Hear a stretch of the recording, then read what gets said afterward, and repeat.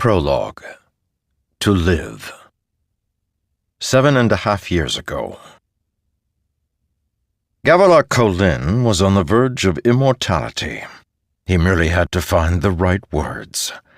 He walked a circle around the 9 honor blades, driven point first into the stone ground. The air stank of burned flesh. He'd attended enough funeral pyres to know that scent intimately, though these bodies hadn't been burned after the fighting, but during it. "They call it Ahar Yet Yam," he said, trailing around the blades, letting his hand linger on each one. When he became a herald, would his blade become like these, imbued with power and lore? The end of the world. Was it a lie? "Many who name it such believed what they said," the Stormfather replied. "And the owners of these," he said, gesturing to the blades, "what did the heralds believe?" "If they had been entirely truthful," the Stormfather said, "then I would not be seeking a new champion." Gavilar nodded. "I swear to serve honor and Roshar as its herald, better than these did." "These words are not accepted," the Stormfather said. "You will never find them at random, Gavilar." He would try, nonetheless. In becoming the most powerful man in the world, Gavilar had often accomplished what others thought impossible. He rounded the ring of blades again, alone with them in the shadow of monolithic stones. After dozens of visits to this vision, he could name each and every blade by its associated herald. The Stormfather, however, continued to be reticent to share information. No matter, he would have his prize. He ripped Jezrien's long curved blade from the stone and swung it, cutting the air. Noadan met and grew to know the heralds. "Yes," the Stormfather admitted. "They are in there, aren't they?" he said. "The correct words are somewhere in the Way of Kings?" "Yes." Gavilar had the entire book memorized.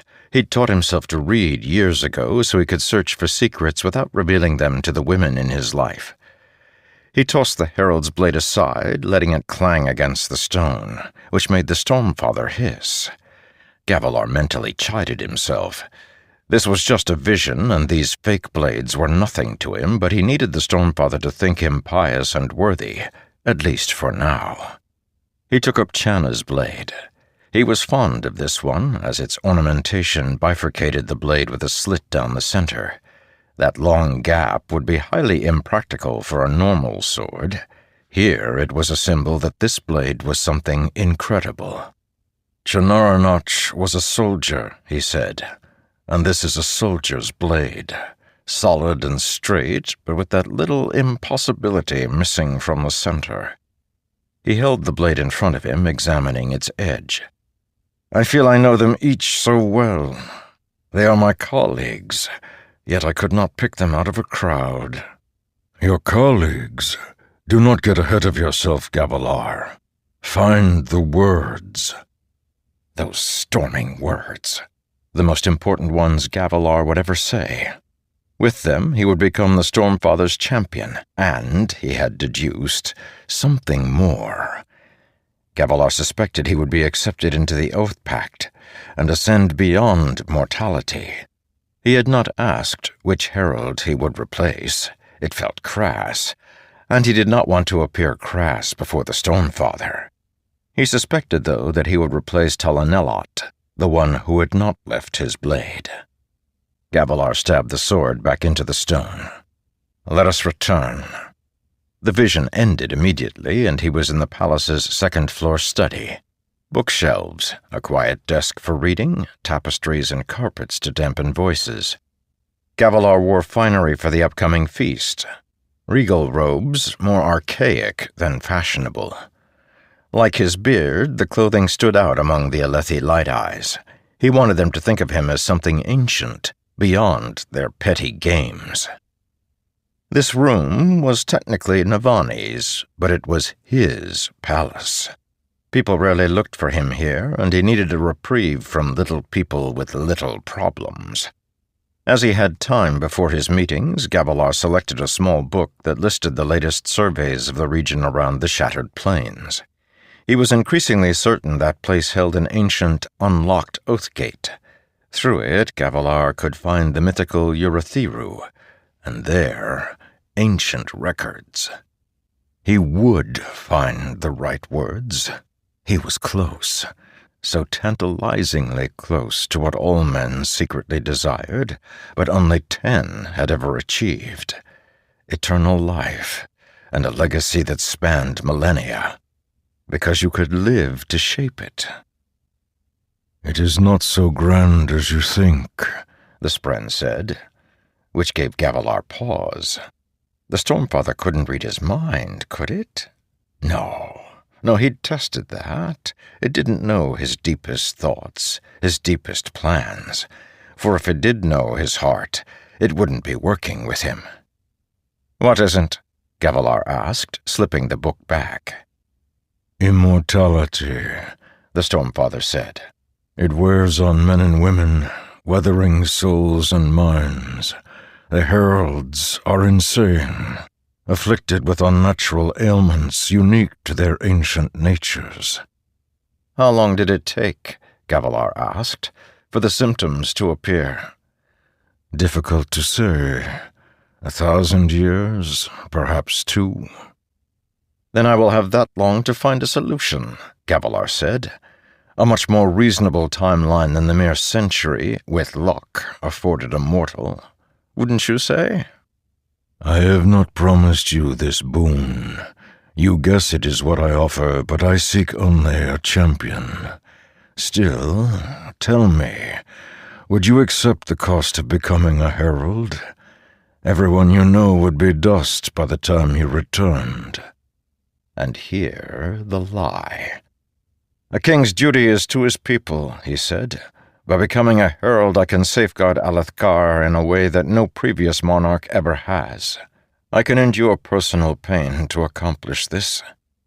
If I should die," Gavilar added, quoting The Way of Kings, "then I would do so having lived my life right. It is not the destination that matters, but how one arrives there." "These words are not accepted," the Spren said. "Guessing will not bring you to the words, Gavilar."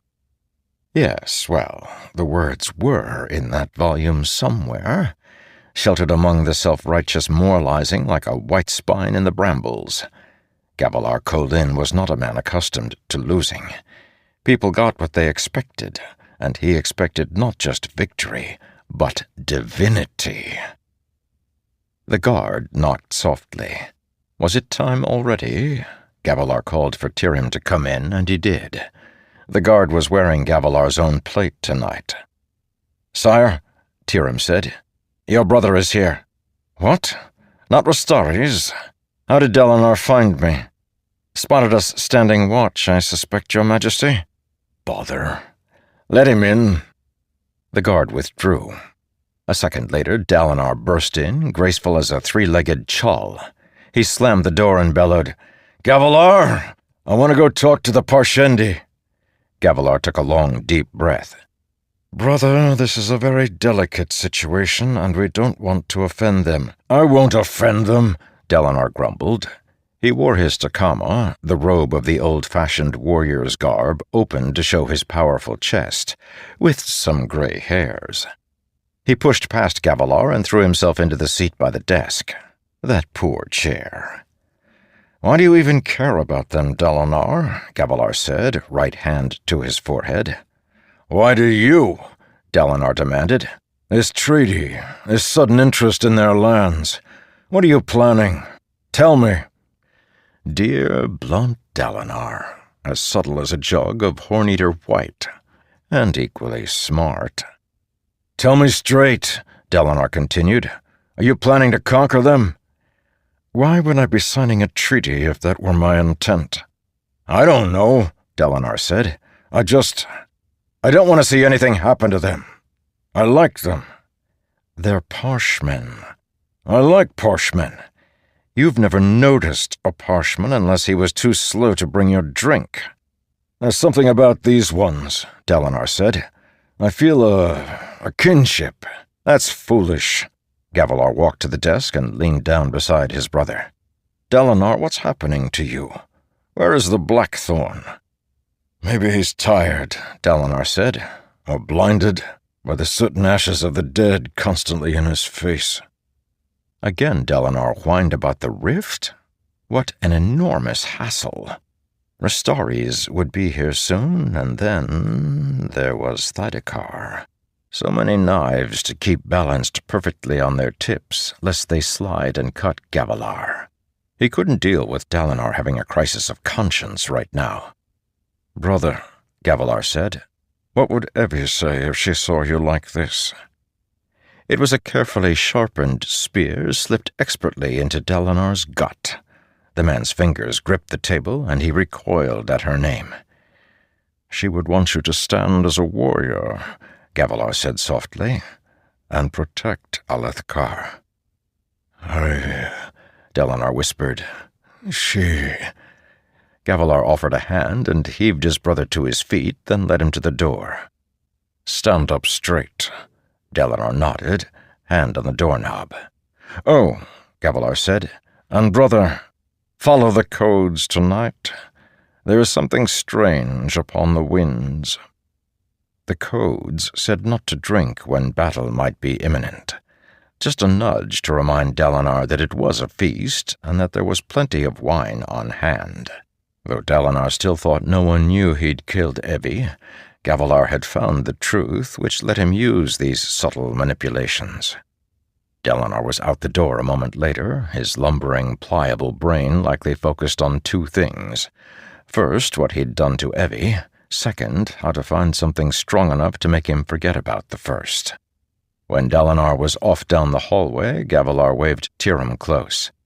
The guard was one of the Sons of Honor, a group that was yet another knife Gavilar kept balanced, for they could never know he had outgrown their plans.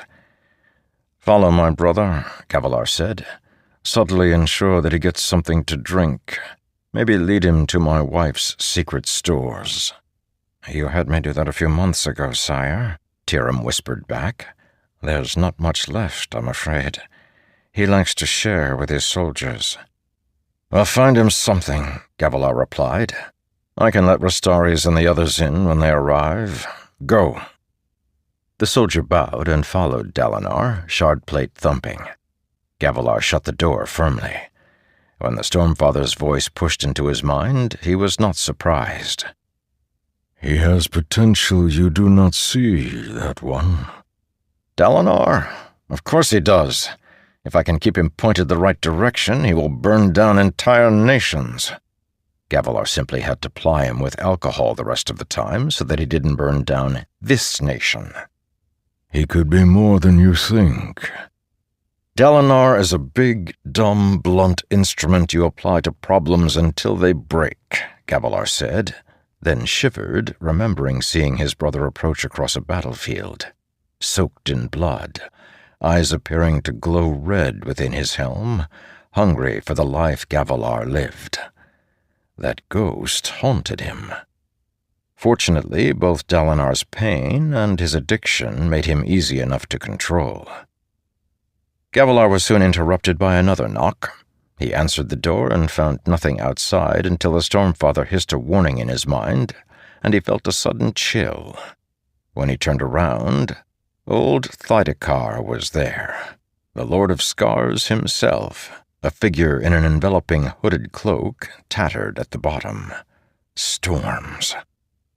"I was made promises," Thydakar said, hood shadowing his face. "I've given you information, Gavilar, of the most valuable nature. In payment, I requested a single man. When will you deliver Ristaris to me?" "Soon," Gavilar said. "I am gaining his confidence first." "It seems to me," Thydakar said, "that you're less interested in our bargain and more interested in your own motives. It seems to me that I directed you towards something valuable you've decided to keep. It seems to me that you play games." It seems to me, Gavilar said, stepping closer to the cloaked figure, that you're not in a position to make demands. You need me, so why don't we just